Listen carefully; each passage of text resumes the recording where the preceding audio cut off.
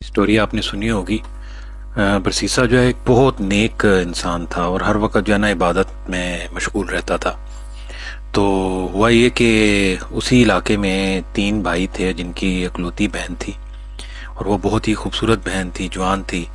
تو ان کو یہ کہیں جانا پڑ گیا غالباً کسی مارکے میں۔ تو ان کو یہ فکر ہوئی کہ یہ جو بہن ہے اس کو کہاں چھوڑیں گے، کس کے پاس چھوڑیں گے۔ تو بالآخر ان کو جب پتہ لگا کہ برسیسا ایک بہت ہی نیک انسان ہے، تو انہوں نے یہی سوچا کہ اس سے مناسب اور کوئی جگہ نہیں ہو سکتی جہاں ان کی جو بہن ہے وہ سیف رہے گی۔ تو انہوں نے آ کے برسیسا سے بات کی، تو برسیسا نے صاف انکار کر دیا۔ ظاہر ہے وہ بہت نیک تھا، عبادت گزار تھا۔ اس نے کہا کہ یہ تو ممکن نہیں ہے۔ تو انہوں نے کہا کوئی صورت نکال لیں۔ تو اس نے کہا ہاں یہ ہو سکتا ہے کہ وہ دوسرے گھر میں رہے، اور پھر یہ ہے کہ اس کے جو دیکھ بھال کا ہے میں دور سے کرتا رہوں گا۔ تو وہ اس بات پہ ایگریمنٹ ہو گیا، اور وہ جو ہے اپنی جو بہن ہے اس کو کسی اور گھر میں انہوں نے چھوڑ دیا، اور برسیسا کے ذمہ یہ بات لگا دی کہ وہ جو ہے ان کی جو دیکھ بھال ہے یا حفاظت ہے وہ کرے۔ جب وہ چلے گئے تو جو برسیسا ہے اس کے ذہن میں ایک خیال آیا، غالباً شیطان نے اس کے ذہن میں بات ڈالی کہ وہ جو لڑکی ہے وہ ضرورت مند ہے، اکیلی ہے، اس کو کسی نہ کسی ہیلپ کی ضرورت ہوگی، تو کیوں نہ یہ کام کرے کہ ایٹ لیسٹ کھانا پکا کے اس کو ایک وقت کا دے دیا کرے۔ تو مگر یہ ہے کہ وہ باہر ہی رکھ دے گا تاکہ کسی قسم کی کوئی انٹریکشن نہ ہو۔ تو کچھ دن وہ اس کے دروازے کے سامنے کھانا رکھ دیتا اور نوک کرتا، وہ آ کے دروازہ کھولتی اور کھانا لے جاتی۔ تو کچھ دن اس طرح گزر گئے، پھر اس کے ذہن میں خیال آیا، بلکہ شیطان نے یہ بات اس کے ذہن میں ڈالی کہ یہ بھی ایتھیکل نہیں ہے کہ آس پاس والے لوگ کیا کہتے ہوں گے کہ یہ باہر دروازہ کھٹکھٹاتا ہے، کھانا رکھتا ہے اور اس طرح چلا جاتا ہے۔ تو تھوڑی دیر اندر جا کے اس سے بات چیت بھی کر لیا جائے تاکہ اس کی جو ہے اس کے ذہن میں کوئی اداسی کی فیلنگ ہو، کس طرح ہو، تو وہ بھی دور ہو جائے۔ تو پھر اس نے یہ کیا کہ نوک کر کے اسے اجازت چاہیے کہ وہ اندر چلا آ جائے اور اس سے جو ہے بات چیت کرے۔ تو اس طرح جو ہے ان کی بات چیت شروع ہو گئی، کچھ عرصہ یہی چلتا رہا، اور پھر جو ہے وہ ہوا جو کہ نہیں ہونا چاہیے تھا، اور وہ جو لڑکی ہے وہ حاملہ ہو گئی اور اس کے جو بچہ ہو گیا۔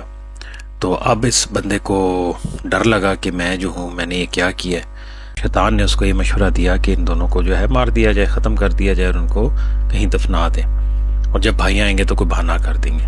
تو اس نے یہی کیا، ان کو مار کے ان کو دفنا دیا۔ اور جب بھائی آئے تو انہوں نے پوچھا اپنی بہن کے بارے میں، تو اس نے کہا کہ وہ تو بیمار ہو گئی تھی اور وہ مر گئی تھی۔ تو وہ ان کو بڑا افسوس ہوا اس بات کا، ان کے وہم و گمان میں بھی نہیں تھا کہ یہ شخص اس حد تک نیچے گر سکتا ہے۔ تو بہرحال پھر یہ ہوا کہ ان تینوں بھائیوں کو اکٹھے خواب آیا کہ ان کی جو بہن ان کو ایک جگہ پہ دفنایا ہوا ہے۔ انہوں نے جا کے وہ جگہ کھودی تو دیکھا کہ واقعی وہاں وہ اور اس کا بچہ جو ہے وہ دفن تھے۔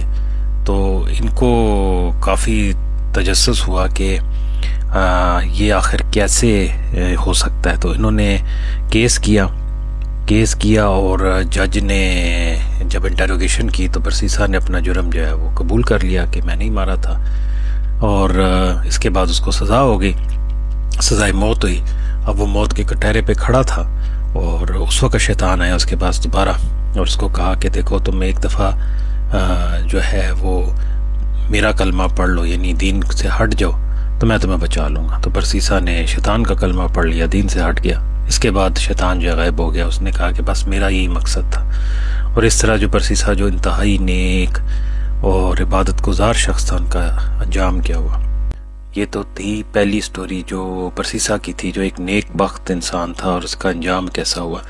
اب ایک اور سٹوری جو اس سے بالکل کنٹراسٹ ہے وہ اس آدمی کی ہے جس نے 99 قتل کیے تھے، اور وہ اس تلاش میں تھا کہ شاید اس کی کوئی معافی کی صورت بن جائے۔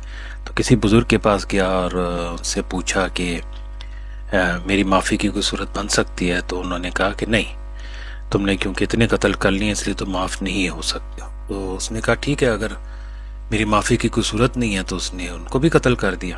تو اب اس کے ٹوٹل جو قتل کرنے کی جو تعداد ہے وہ 100 ہو گئی۔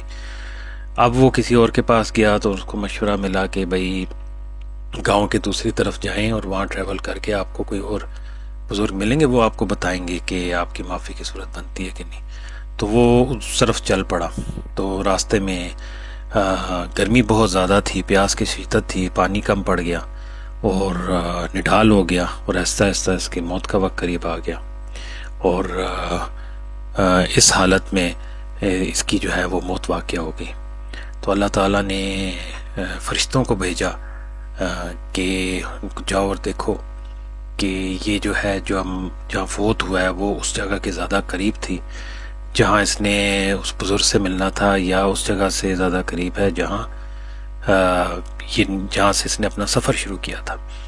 تو ایکچولی تو یہ جو جگہ تھی وہ اسی کے قریب تھی جہاں سے چلا تھا، مگر اللہ کے حکم سے وہ زمین جو ہے اس طرف کشادہ کر دی گئی، لمبی کر دی گئی، اور دوسری طرف جہاں اس نے جانا تھا معافی کے حوالے سے پتہ کرنے، وہ زمین چھوٹی کر دی گئی، اور اس طرح اس بندے کی بخشش ہو گئی.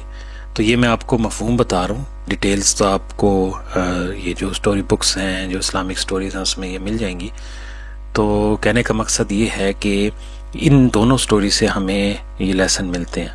آپ یہ نہ سمجھیے گا کہ ہر نیک کا انجام جو ایسا ہوگا اور برے آدمی کا انجام جو ہے وہ اس طرح ہوگا، ایسا نہیں ہے. مگر اس میں ہمیں یہ بتایا جا رہا ہے، اس سے ہمیں یہ سبق سیکھنا چاہیے کہ جو نیکیاں کرنے والا ہے کبھی اپنی نیکی پہ اترائے نہ، فخر کرنا نہ شروع کر دے، ٹھیک ہے. اور جو برائی کرنے والا ہے وہ اپنی برائیوں سے مایوس نہ ہو جائے، اللہ کی رحمت سے مایوس نہ ہو جائے، اور اس کے لیے بخشش کا اور مغفرت کا جو دروازہ ہے وہ موت سے پہلے پہلے کھلا ہے، اور وہ جب بھی اپنے رب کو رجوع کرے گا اللہ تعالیٰ اس کو معاف کرے گا. تو مرنے سے پہلے اس کی توبہ بھی قبول ہوگی، اور اس کا انجام یہ ہوا کہ وہ نیکوکاروں میں، یعنی اچھے لوگوں میں اس کا انجام ہوا. ٹھیک ہے، تو یہ ہے سبق. تو جو لوگ اس وقت کسی نہ کسی پریشانی میں مبتلا ہے، کسی نہ کسی برائی کے سبب ان کو ذہنی تناؤ کا شکار ہے، ٹینشن کا شکار ہے، وہ مایوس نہ ہو، اپنے رب کی طرف لوٹنے کی کوشش کریں. اور جو لوگ نیک کام کر رہے ہیں وہ کبھی بھی اپنے نیکیوں پہ فخر نہ کریں، اور عاجزی اور انکساری کے ساتھ وہ کام کرتے رہیں تاکہ ان کا بھی انجام جو ہے وہ اللہ کے نیک بندوں میں ہو. اللہ تعالی ہمیں نیکی کی توفیق دے اور ہمارا خاتمہ جو ہے ایمان پہ فرمائے. آمین.